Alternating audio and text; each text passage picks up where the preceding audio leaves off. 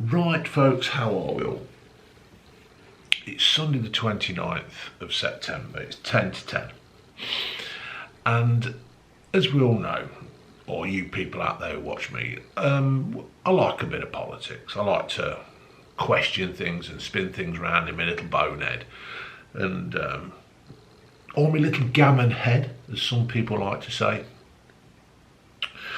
And I follow a lot of political websites, left wing and right wing and whatever. And at this moment, the world is in turmoil because me and Owen Jones actually agree on certain things that are happening in the news at the moment. And other lefties, we seem to be agreeing on a lot, and it's mainly about Keir Starmer. Now, apparently there was supposed to be a big story out this morning in the newspapers, and I don't know whether it's come out or not. Now, we could talk, or I could talk about, and I could talk and you people could listen, about Keir Starmer calling Rishi Sunak Prime Minister 5 times before they all had their massive summer holiday. Or I could talk about saving the sausages.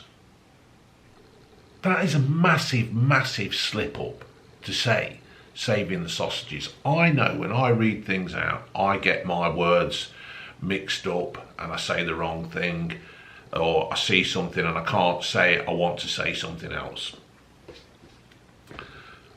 But for the Prime Minister of this country to say hostages, to say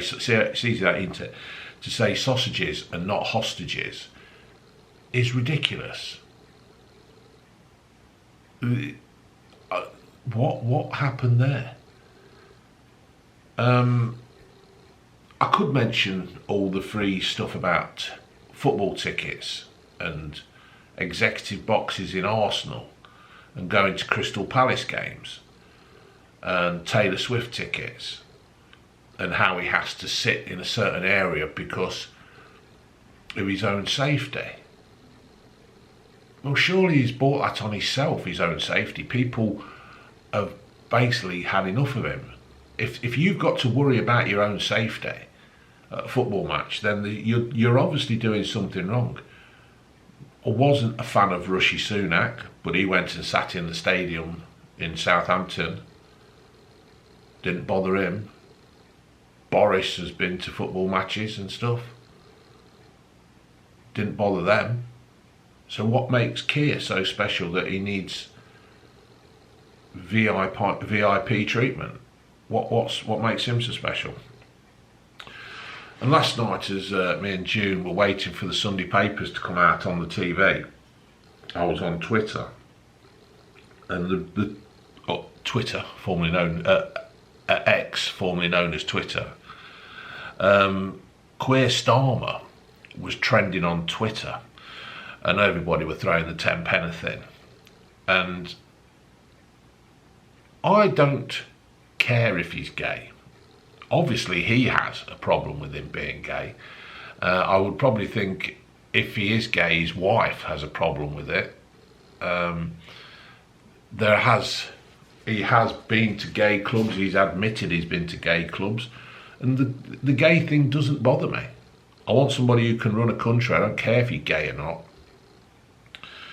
And then we've got him being at Lord Ali's penthouse flat when he was making announcements, or so the reports have it, of him making announcements of stopping at home during COVID, when obviously he wasn't even at home.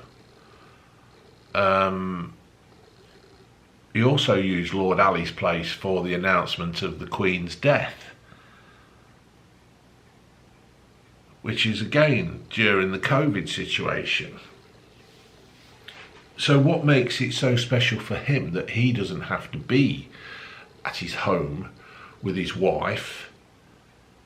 He can be somewhere else when everybody else was all locked up. and especially after he went after Boris with Partygate and other stuff, doesn't seem to weigh up.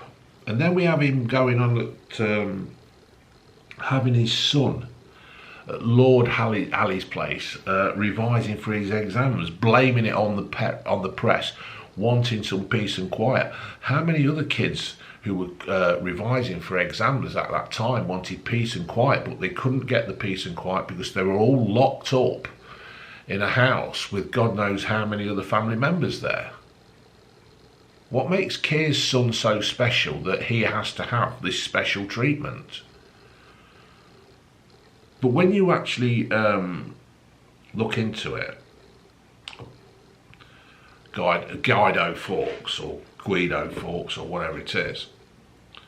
So when Starmer, I got this on there, when Starmer revealed he had moved into Lord Alley's £18 million Covent Garden penthouse for 45 nights this summer, learning on his son as a convenient excuse, many were left scratching their heads at the astonishing bargain he managed to secure.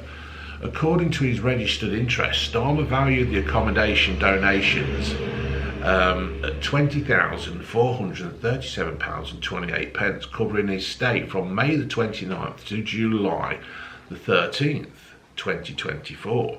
MPs are meant to declare the use of accommodation at market rates. A conservative 5% yield on Lord Alley's place would typically fetch around annual rent of around £900,000, which means Starmer's 6 weeks journal could be worth a staggering £110,966,000, not the 20k that he says. And then you have all the free gifts from Lord Alley. Apparently it was £16,000 worth of clothing, and now there are reports of another 16 to make it 32,000. I don't understand why another man would want to dress another man. There is gifts of Christmas presents and buying jumpers and socks and pants and whatever, or a football shirt. But I don't understand how another man would want to spend money on another man dressing him. And I certainly wouldn't want another man dressing my wife. Or am I weird? And then you've got the thing where Lord Alley has connections with Syria. It doesn't help. Although I agree with what Lord Alley was saying, and that when you go in and attack a country, what happens after you've removed the leader, I agree with that. You can see that with Iraq and Libya and all that. You go in and you remove people and then you leave a mess like Afghanistan. But surely it's not Lord Alley's job to be doing that. Why? Surely that's a government official to do all this, not his. Granted, he talked about it in the Lords and that, but it just doesn't seem right that he should be out there. And then we have the meetings at Lord Alley's penthouse suite. This is another thing, that close to a general election, the main opposition party has offered a series of secret handover talks with senior officials designed to prepare them should they win. Multiple place sources that have some of those talks took place at Lord Alley's properties, potentially including the extravagant penthouse. Confidential government handover work carried out in a political donor's property. It is well known that confidential access talks usually happen away from departments that is usually understood to be a low-key neutral meeting place, not luxury penthouses of the ultra-rich, heavily politically involved donors who will be going on to gain access to Downing Street. These meetings are not really meant for public ears. You could say that Lord Alley is not public as such, but why? What's the difference? And now we've got Rosie Duffield. Rosie has left with a statement that shows she has principles and morals and a bigger set of balls than most of the men in the House of Commons, the Houses of Parliament. She has basically told Keir Starmer that he's a fucking prick and that what he's doing isn't right. She's done a 3-page resignation letter. I've took a few little bits out of it. Since you took office as leader of the opposition, you have used various heavy-handed management tactics, but have never shown what most experienced backbenchers would recognise as true or inspiring leadership. You have never regularly engaged with your own backbench MPs, many of whom have been in Parliament far longer than you and who have served in this previous Labour government. You have chosen neither to seek our individual political opinions nor learn about our constituency experiences, nor our specific or collective areas of political knowledge. We clearly have nothing you deem to be of value. How dare you take our longed-for victory, the electorate sacred and precious trust, and throw it back in their individual faces and the faces of the dedicated and hard-working Labour MPs. He is actually pissing off his own MPs. He is basically pissing on them. Rosie, Duffield, MP, independent, will hopefully start the ball of many Labour MPs becoming independent. And when the local elections come in May and Labour get battered, more will go. Now some of you will be there going, no, you're a gammon, you're a fucking this and that, whatever, yeah. This isn't about what I am, this is about our country. Some of you will be saying, oh, you didn't say anything about Boris and what he takes. Yeah, I did say things about Boris. Boris was a complete fucking knob. Yes, I did vote for Boris. I wanted the Brexit situation done and I thought he was a better MP than a Prime Minister than Corbyn. But at this moment in time, I would vote Corbyn far over Keir Starmer. That I would, yeah. Unbelievable. But it's not just the fact that Boris, we know Boris, we know what Boris was. Boris was a clown, Boris was an entertainer or whatever, yeah? We knew he was a liar, we knew he'd fucking got loads of kids, we knew what he would do, yeah?